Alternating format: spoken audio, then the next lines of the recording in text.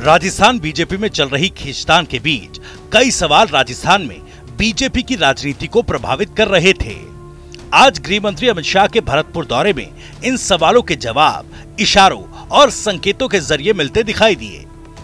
दरअसल प्रदेश अध्यक्ष पद पर सीपी जोशी और नेता विपक्ष पद पर राजेंद्र राठौर की नियुक्ति के बाद लगातार इस तरह की चर्चाएं चल रही थी कि क्या पूर्व सीएम वसुंधरा राजे को बीजेपी के केंद्रीय नेतृत्व ने साइडलाइन कर दिया है। सवालों के दायरे में रहकर ये बात इतनी जोर शोर से इसलिए भी उठ रही थी क्योंकि 4 मार्च को सालासर के शक्ति प्रदर्शन के बाद वसुंधरा राजे बिल्कुल शांत नजर आ रही थी और चुनावों से पहले अहम पदों पर केंद्रीय नेतृत्व ने नियुक्तियां की, लेकिन वसुंधरा राजे की भूमिका क्या होगी इस पर स्थिति अभी तक साफ नहीं की।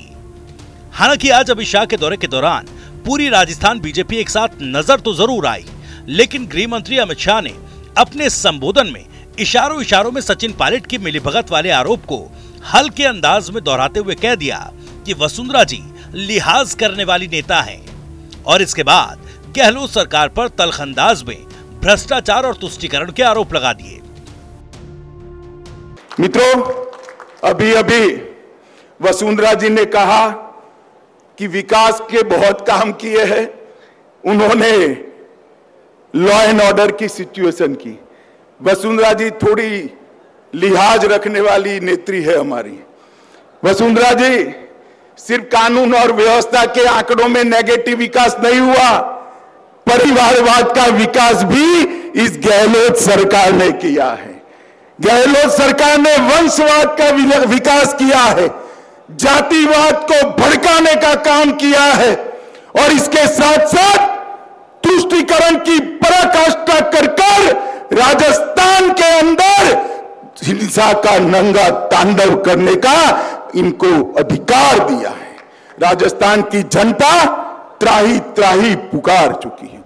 अमित शाह के इस वक्तव्य के बाद ये सवाल उठ रहा है कि क्या वसुंधरा राजे को लिहाज करने वाली नेता बताकर अमित शाह भी इस बात का संकेत दे रहे हैं कि गहलोत सरकार के परिवारवाद और भ्रष्टाचार के मामले पर उन्होंने ठीक तरह से आवाज नहीं उठाई। अमित शाह के रुख से फिर से ये बात जोर पकड़ने लगी कि क्या वसुंधरा राजे बीजेपी के सीएम दावेदारों की लिस्ट से बाहर हो चुकी हैं। दूसरा सवाल ये भी था कि आखिर केंद्रीय नेतृत्व की ओर से किसके नाम पर सीएम दावेदारी की मुहर लगेगी।